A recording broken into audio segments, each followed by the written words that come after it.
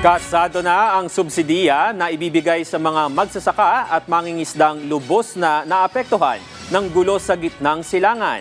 Ayon sa Kagawaran ng Agrikultura, nakatakda itong ipamahagi 2 linggo mula ngayon.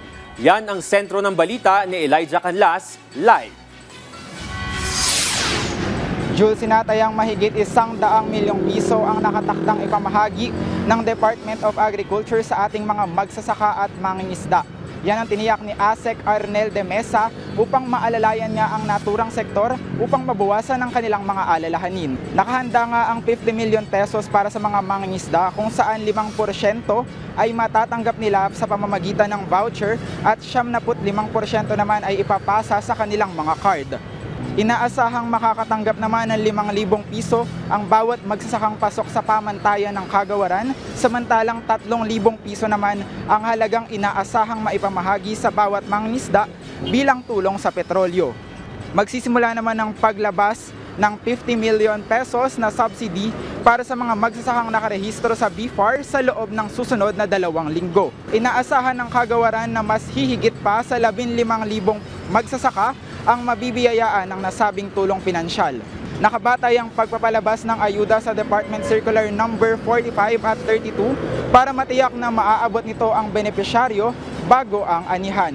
Minamadali rin ang pamahalaan ng pagsasaayos ng tulong na ito para hindi maapektuhan ang produksyon ng pagkain sa harvest season. Nakikipag-ugnayan na rin ang kagawaran para sa posibleng paggamit ng 10 bilyong pisong calamity fund kung sakaling matagal pa ang krisis sa petrolyo. Pinalalakas din ang kagawaran ng paggamit ng organic at biofertilizers sa halip na synthetic upang mapanatili ang balanse sa kita ng supplier at magsasaka. Nagpapasalamat naman ang Department of Agriculture sa Department of Energy dahil sa paglimita ng pagbebenta ng gasolina upang maibsan ang agarang pagkaubos ng supply. Namataan naman na 8 hanggang 10% ang pagtaas ng presyo ng karne at isda dahil sa logistics at transportation cost ng mga feeds. Sa kasalukuyan ay nananatiling stable pa o walang galaw ang presyo ng bigas sa mga pamilihan. Ayon sa DA, nasa negative territory pa ang inflation sa bigas, ngunit posibleng pumasok na ito sa positive territory sa mga susunod na linggo.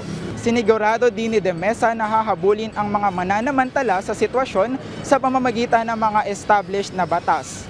Definitely meron naman tayong mga naka-establish na batas ngayon, lalo na yung Anti-Agricultural Economic Sabotage Law.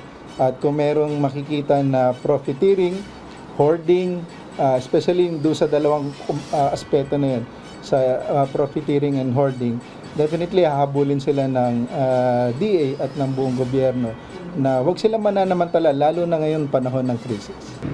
Sinigurado naman ng kagawaran na magpapatuloy ang kanilang pagbabantay upang hindi nga maubusan ng supply ng pagkain sa kabila ng hamon sa lohistika at transportasyon. Yan muna ang update, Jules. Balik sa inyo sa studio. Maraming salamat, Elijah Canlas.